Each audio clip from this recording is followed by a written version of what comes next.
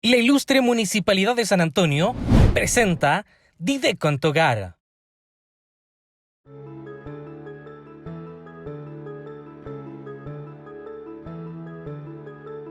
Hola niños y niñas, nos encontramos aquí en el jardín y hoy les vamos a cantar una canción de los animales.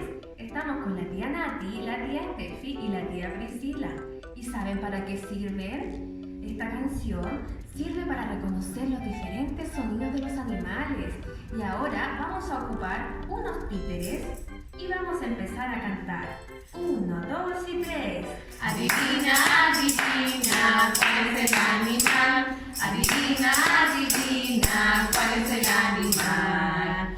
Mu, mu, mu, mu. Adivina, adivina, mu, mu, mu, mu. ¿Qué animal soy yo? La vaca, la vaca, la vaca, la vaca, la vaca, la vaca, la vaca, la vaca, la vaca, la vaca. Adivina, adivina, ¿cuál es el animal? Adivina, adivina, ¿cuál es el animal?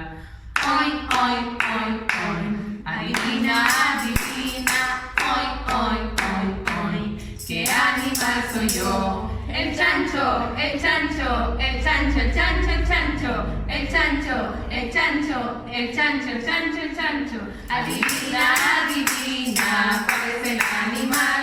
Adivina, adivina, ¿cuál es el animal?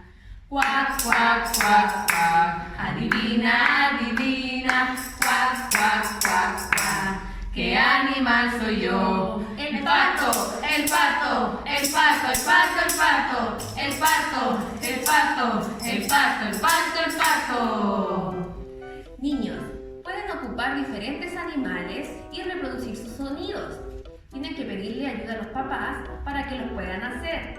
Nos despedimos. Chao, chao. Chao. Que estén muy bien. Besos. Aquí finaliza Dideco en tu hogar, Plan de Acción Comunal COVID-19 de la ilustre Municipalidad de San Antonio.